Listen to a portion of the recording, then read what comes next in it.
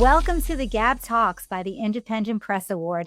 I'm your hostess, Gabby Olzak. To participate in the 2024 Book Award competitions, please visit independentpressaward.com and New York City bigbookaward.com. Hi, everyone. On this episode of the GAB Talks, we're meeting with Australian author Anita Selzer. Her latest book, The Female Gaze in Art and Photography, is winner of the 2024 Independent Press Award in the Fine Arts category. Anita is the author of 13 adult and children's nonfiction books, including Reframing Beauty and I Am Woman. Her work focuses on women, gender, culture, and history. Anita was a lecturer in politics and English and worked in women's affairs in the Victorian Premier's Department as an administrative officer. She's also been a book reviewer for the Cambridge University Press and the peer-reviewed journal Gender and Education. She earned a BA, DIP-ED, Master of Education, PhD in Education, and Grad Dip in Women's Studies at universities in Melbourne, and was awarded the Peter Fensham Education Scholarship 1989 at Monash University for her PhD work on gender, history, and education. Anita joins us today from Australia. Hello, Anita. Congratulations and welcome to the GAB Talks. Hello, thank you for having me. Wonderful. Anita, hold up your book for us so we can see the cover. It is just gorgeous. As everyone can see, it's just visually provocative and just beautiful. And it's pink, my favorite color. So of course I was automatically drawn to it.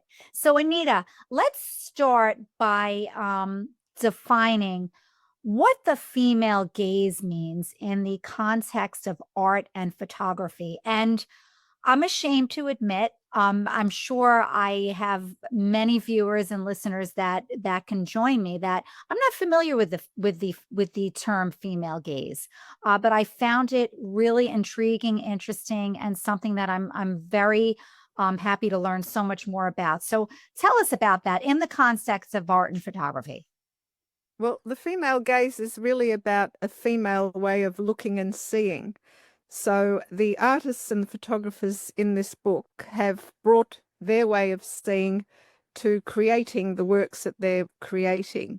And it comes from their experience, their subjectivity, the way they look at the world, the way they experience life, and issues close to their heart. So it can be psychological, they can be depicting some psychological interior of themselves, because many of them create their own work as well as, they're the creators and the directors, and so they present the whole package. But it also comes from a way of feeling about being a woman, seeing what a woman is. There's no really one explanation. It's more multifarious, and it varies from woman artist to woman photographer. So they're all bringing their own view of and their own feeling to the work. Of female gaze. Anita, you said that the female gaze respects women's bodies without necessarily sexualizing them as the male gaze has done. So how does the work of female artists and photographers differ from the male gaze? And why is this so important? Well, for example, Catherine Del Barton, she's an Australian artist. She has pictures of women and breasts exposed, but what she's on about is women as the givers of life. They bear children, they nurture children by breastfeeding, they sustain children. So it's not a sexualized image. It's coming from how she sees women and part of their role in life. That's one aspect of them. Mm-hmm. So the male gaze really sexualizes women, so it will present a woman very provocatively sexually and objectifies a woman, whereas the female gaze doesn't. It shows bodies in a different light. Tamara Dean, photographer, she's also Australian. She depicts women in their lived body. They're jumping, they're climbing, they're physically active. It's not a sexual thing. So it's a very different kind of representation of women. You've written 13 adult and children's nonfiction books. What or who influenced you to write and to create your book, The Female Gaze in Art and Photography? Okay, well, I'm actually on my 15th book. Oh, 15th. I'm sorry. Yeah, Yes. that's right. I need to update my social media. um, what made me decide? I did women's studies. I think that's what it was. I Yes. did a course in women's studies. I actually was in charge of creating a syllabus of women's studies at the college where I worked. So I wrote the rationale for it, and I wrote a segment of it, and there were other people writing different things for it. Anyway, so I became aware that we have a whole different life to men, and we have a whole different way of experiencing and living and seeing life. Yes. And then it sort of I just evolved. I was doing my PhD in my 30s, and I had three babies in 3.5 years, Oh my and goodness. Wow. I gave it up when I was just near the end. But I had different papers published. Anyway, I fell into writing from that because I missed the writing. And when my youngest was about a year, I sent my manuscript to Cambridge University Press, to someone I didn't know. And I said, look, I have done all this work. Can you convert this into a book? I think it's an important topic. And he said, you know what? We're doing a series on women in history. We're doing, someone's doing the vote, someone's doing war, someone's doing women's liberation. I need someone doing women's education. Would you Mm. be interested? And I said, well, that's a huge, wide scope. What do you want? And he said, well, you go away and write me a proposal and we'll start there. And so that's how I started. I fell into it. As we So usually do. Yes. yeah, so Girls' Education was the first book I wrote, and then it just evolved. I just came into different issues and topics that I was interested in and presented them to publishers, and Yes. and that's what happened. It just evolved.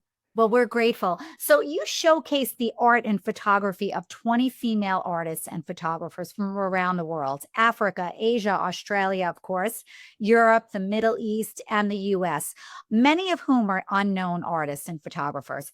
Can you share your process, Anita, and how you went about choosing these particular artists to showcase? Yes, well, it was very personal and subjective. So I started reading in this area. First of all, Girl on Girl by Charlotte Jansen Yes. inspired. She wrote about 40 women artists and photographers from around the world using this female gaze, and that then I became captivated and interested. But I found the text was quite brief, and I thought maybe I can extend and build on this, Hmm. and write a little bit more, have provide more text, more visual images, and create a bigger book. So she really got me into it. And then I started searching on the internet and reading widely. And the women I chose had their work had to touch me. I had to feel something Mhm. when I saw their work, and I had to understand what they were on about using their female gaze. And I wanted global representation. I wanted a wide representation if I could have it. And then so I had to then get in touch with all these women because I interviewed them as well. Yes. First of all, I heard about them, then I interviewed them, and then they had to agree to participate and answer my questions and send me the images. I chose all the images in the book. So that was the process, and it was wonderful. I did some Zoom sessions, I did some WhatsApp phone calls, some emails, Wow. it just varied the way we did it. But everybody was, those who consented were very happy to be part of it. Well, you can tell it's a very personal work. And I appreciate how you structure the book. You offer an in depth biography and analysis of each artist's work and their use of the female gaze. I looked throughout the whole book and it was beautiful. And some of the artists that really stood out to me, for example, American artist Leslie Batty. I love that she incorporates personal experiences as you do, historical art, literature, and really talks about young girls and women and what it is to form their identity. I also really related to photographer Eleanor Carucci. her use of the female gaze by focusing on themes like motherhood. As a mother of 4 children, her photographs really resonated with me. Anita, is there really one artist in particular that for you is the truest symbol, if you will, of the female gaze, or someone that you had such a deeply personal connection with through their work? Well, I won't say it's the truest because all of my women give that. Yes, But Eleanor Carucci, can I show an image of her? I was lost. Wow, is Carucci one of the what? Yeah, she's That the one that's uncanny. yeah. Okay, that really is. Okay, so you're a mother of 3. I'm a mom of 4, so maybe that's the connection. But I loved her work. Okay. We didn't You- plan this, folks out there who are listening and watching. We did not. Ah, No, no, no, no. This is her with her child. One spectacular. image. I mean, you can see the intensity of love and Yes. emotion that she Yes. expresses. So for those folks who are looking at this, Eleanor actually, those are photographs, as you said, her photographs are of her with her children, with her husband, with her family. So they're so personal. They're just beautiful. And her and her husband at the I can is it coming through? Yes, her and her husband and her there and here. And what I really felt with her, she talked about life issues as well. She talked about aging. Her series covers aging. She has a complex relationship with her mother. So there was an image of her mother there. She went through a crisis in her marriage. She had someone else in her life. But they moved from one country to another. She faced challenges, and what she did with those challenges was translate them and depict them and represent them in the art. Mm, And I think that's fabulous because you get a real feeling yes. from her art. It's very emotional. Very emotional, and I'm an emotional person, so I As think am I. Yes. That's that's how I funny that we chose connect. the same artist. Really. Yeah, amazing, You amazing. know, So I love the work. me too. You showcase contemporary artists, but the utilization of the female gaze by female artists, as you point out, is not a novel or unique concept. How has the representation of women in art and photography evolved over the years, and from the perspective of the female gaze?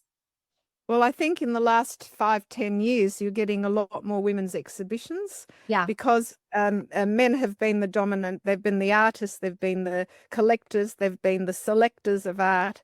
So things have, I think feminism and more women doing art and evolving in art history. Art historians like Griselda Pollock and Linda Nochlin have been fantastic in terms of um, criticizing, the male gaze and Mhm. and wanting more like the female gaze. They'd be very happy to see what's happening now, that the female gaze has been evolving. So I think we're going to see more and more exhibitions of women's art now. I think, that there's a trajectory. It's begun there. It's increasing. It's global.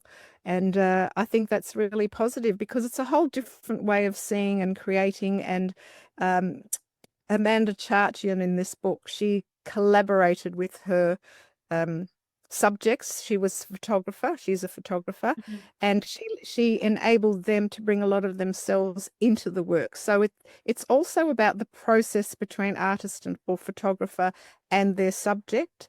And women are the subjects. They are no longer the objects in the work, as Mm. the gaze was concentrating on.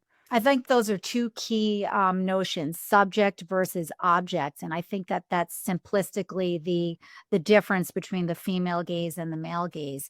You've said that over the last decade, Anita, that the subject of the female gaze in art and photography has gained cultural currency. What do you think the future of the female gaze is in visual culture? Well, I think we're just going to see more of it. I think we're going to see increasingly. One of the critics said in her writing that she doesn't think we should have a male and a female gaze, but historically it has evolved. The male gaze has been the dominant, and the Yes, female just like you gaze said. is coming to the fore.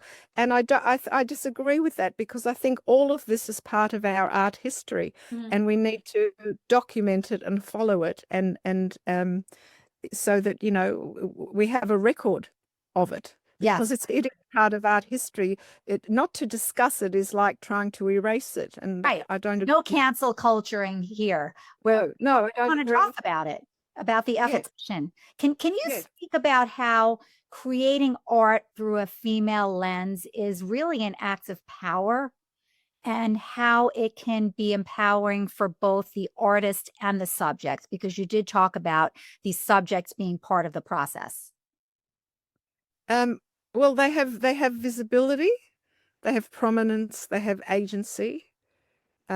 Whereas the male gaze just objectifies the woman, so it's just about how she's looking, how she's lying down, her pose. There's not much depth there, so there's a lot more depth with the latter, and I think that's what the female gaze captures. Can I show another image? I would Or love you to show many images. Yes. oh, okay. So, why are books like yours, like Charlotte Jansen's Girl on Girl, and you didn't speak about this, but you have in your book, Katie Hessel's The Story of Art Without Men. Why are these valuable and important resources for us? I think because we didn't have them till now. We had Naucklin's book and we had um, Pollock's book, which are fabulous, but we need more. We need to see examples of what the female gaze is, and I think that is helpful that we see them and they're discussed and Yes. they're visual. But this is a Etundi Asamba's a beautiful image of a black African woman. Um, Beautiful image. You see the power and the strength and the vulnerability in her face. Yes. So I really like her work. And there's a New York Cornelia Hediger. She's a very interesting one. She's got a lot of psychology in her work. So I'm just going to try and find it. That was my next question. What are some of the diverse themes and issues that the work that you showcase represents? Um, Psychology is one, the psychology of a person. Here we've got multiple images of the Oh, same woman. I loved that photograph. I thought that was Yeah, powerful. Yeah. it's very powerful. Um, so Liebehung Yang, she's African. Mhm. She looked at the political situation in South Africa, her family roots, and she's a multimedia visual artist. I can find an image if you like of hers. I was like, So she talked about all those different issues in her female gaze work. Anita, how can the female gaze contribute to broader conversations about gender equality and social change? Oh, that's fabulous. Let me see that again. That's Can you see that yes. one and that one? So she documents life as it was in South Africa. Mm. Um, so it's the culture and the society and her family. So it's there's a whole range of things that she does. She's a multimedia artist. What was your last question? Sorry, I got a bit. No, not at all. How the female gaze in art and photography can contribute to broader conversations about gender equality and social change. Well, I think we need to see more women having a say in what's hanging up in galleries. It is changing, and that is happening. If we have wider representation of women in art in galleries, um, it can not lead to gender equality, but it can lead to discussions about Discussions. yeah, discussions and Yes. conversations, and this is the way forward. We need to have both men and women's art because they're different. Yes. They're different. It doesn't mean one is better than the other. We're just saying they're different, and they should be accepted as equal in that way. So I'm curious, have you yeah. heard any comments from male artists about this and how do they feel about the female gaze. Well, I've actually, I have a very close friend, John Catapan, who's an Australian artist. He's a renowned artist. And he encouraged me to do this female gaze book. We had a coffee on Monday and he said, I want to mentor you. He's wonderful. Wow. And he sees the relevance. He sees how important all this work is. So there are male artists like him supporting the idea of of showcasing women's art and understanding that it is different to the way men create art. Right. It's not one better than the other. It's different. Yeah. I'm not saying that I'm not saying anybody's better than the other. I'm saying we need to recognize there are differences. Yes. But that's not a bad thing. We need to be able to expand the horizon in art, expand our conversations and understanding of art. And I can I read what I wrote the dedication in, yes, because I think that says something, the dedication in the book. Okay, for all of us to expand how we look at and see art and photography, widening the lens in this creative endeavor. Yes, widening the lens. Widening the lens. Yes. It's I'm adding to a conversation. I'm expanding and building upon Jansen's wonderful book. And what's happened, and I didn't plan it, is that Volume 2 is coming out. That was my next question. Tell us about that. Volume 2. So Volume 2 is historical. You talk about that a little bit in this book. I do, and I extend that in the next book. So I look at the barriers that women have faced, institutional and social barriers, and I want to showcase or show you what's going to be the cover. You can't see the brilliance of color here. Wow. But this is highly significant. Laura Knight was the first woman artist to be knighted, and she is the artist there in red. And on the right, there's a nude model. That's her friend Ella, who's a nude model. And on the left is the painting that she did of the nude model. Now, the significance of this is that women were not allowed to paint from the nude till about 1900, or I think 1864 in Sweden, because that gallery there, the Art Academy, was very forward. But women weren't allowed to because the prudish Victorian ideology was very strong and influential. So they were not allowed to paint from the nude. And greatness was considered by men painting from the nude. That's how you became a very good drawer and painter. Anyway, so she upends that male gaze here because she is the artist and the creator of this image. So she's the artist, she's got a female nude model and a painting of the female nude. It is brilliant. Absolutely brilliant. Yes. And so I chose that to be the cover of the next book, but it will be in the same beautiful bold color paint as Volume 1, and the whole production of the book will be the same beautiful production and the same type of structure. And I love the way you structured it. It was so informative and really just so beautiful. And when is the pub date for this, Anita? September this year, September 2025. It's due out. I'm very excited. It's taken a long time. There was a lot of copyright issues, and you can't show every image that you want to show because the organizations don't allow it. So imagine, So I show what I'm able to, and it's just wonderful. I've got like Paula Rago and Frida Kahlo. They're pictures of abortion, a social issue that they experienced.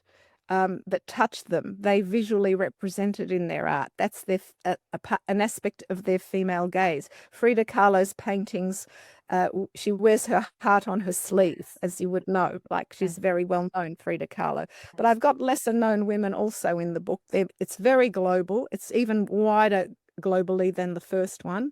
I have more than 1,000 footnotes.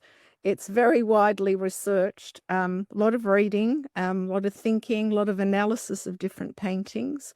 I hope your readers and watchers and listeners will gravitate to both volumes. You can read them in tandem or you can read them singularly, but it's lovely to have them as a set, I think, because one is contemporary, one is historical. Yes, I love that. And then I'm now writing third one, which I didn't expect to. It's on three Australian artists deceased who were 19th century women artists who I think were wonderful artists and deserve more visual space in our art creativity in a book form. So I'm working on that now. Congratulations. I mean, monumental work, just visually spectacular and just so informative. It's really fantastic. I love volume two. I'm a history buff, so that to me is really appealing. Um, you have written, now we're saying, almost 15 books. Which one was your favorite? I That's don't a think tough I have one, a isn't it? favorite. I don't know. I haven't got a favorite. I think they just evolve, and as soon as I finish writing one, I actually leave it and I move on to the next. So for me now to reconnect with volume one, that's why I'm stuttering a bit, because Because you're it's deep in already. volume three now. Yes, Yeah, yes, yeah. exactly. So, we're at the tail end of getting images for volume two. It's been a tough toing and froing, and organizations haven't been so easy to deal with, not all of them. Mm. So, but I know that the book is going to be as good, if not better. I actually think it's even better than volume one because Wow. there's so much in it. The reader and viewer is going to take away a lot from volume two. We're really looking forward to it. What is your hope, Anita, for volume one, volume two, and then in the future, volume three, that readers take away from the female gaze in art and photography? Well, I hope they have some learning and understanding what it's all about and some appreciation of the works that these women have created. They've been wonderful. What can it Um, remind us about? the past and the future. Like, I think, women's art until the 70s didn't really take off, you know, um, publicly that much. So even we had, I mean, the volume two will show we had in the 16th century amazing artists who broke barriers and who became successful artists, but they were few and far between because it wasn't considered a woman's place to do that kind of thing. So because we've shifted in our roles and the way we live our lives now in the 21st century, I think we're going to see increasingly more and more of this because women don't just want to be tied to the apron anymore. That's for sure. It is a reminder. It is a reminder that we've done incredible things, women. And Yes, we have, and yeah, this is documentation of it. It's yes, a record, it's a yes. documentation, and it's a recognition and a visibility of all that. So, Anita, this has taken you a tremendous amount of time. I can only imagine. What do you do to celebrate once you complete a book like this, volume one, volume two? What do you do to celebrate this accomplishment? Well, normally I don't celebrate, but I'm coming to You you to should. celebrate my award with you guys because I was so stoked. I was so excited. I was so in disbelief. I don't know, all the emotions hit me. And I've never been to New York and I've wanted to come for 39 years. Oh my I'm goodness. celebrating my wedding anniversary the night after or the day after your dinner. Oh, that's amazing. Well, if you need restaurant recommendations, email me and I'm happy to give you some of a lifelong New Yorker. So I, Oh, wonderful. uh, I will. I will that do. is so exciting. I cannot wait to meet you. That'll be so much fun. That is really, well, you deserve it. It's really a beautiful book. Holds up the cover one more time for our viewers and listeners before we part. The Beautiful. cover is Paulina Orlowska, Polish artist. Ah, And I see the two girls as one is quite confident and one is shy and inward, and it's about their personalities. what made That's you how choose this particular it photograph? just hit me. It's so unlike the male gaze. It's a definite female gaze showing, I think, the interior of two girls very differently. Very differently. And the colors and This the colors and the beauty of it hit me. So altogether, I thought this would be a wonderful picture for the cover. And bravo, it certainly is. So lastly, Anita, where can folks learn a little bit more about you? Because you have a very interesting life and interesting accomplishments. And also, of course, purchase The Female Gaze in Art and Photography and your other work. Well, I have a website which I have to update because I think there it says 13 books and I'm on my It 15th. does. Yes, it So does. I have to update that in my name. And Amazon and all the online book channels, you should be able to get the book, and hopefully in bookstores. I know in Australia it's available. I think in the US it's available in other countries because I've asked for it to be. So hopefully. Wonderful. Well, Anita, it's been such a pleasure, and I'm so looking forward to meeting you at book camp in May. Thanks for chatting with us today. Thank you for having me. You're welcome. Next podcast, we meet with Ron Meek, author of The Dream Collector, Sabrine and Vincent van Gogh. This is your hostess, Gabby Olzek of the Gab Talks. Until next time, keep on reading.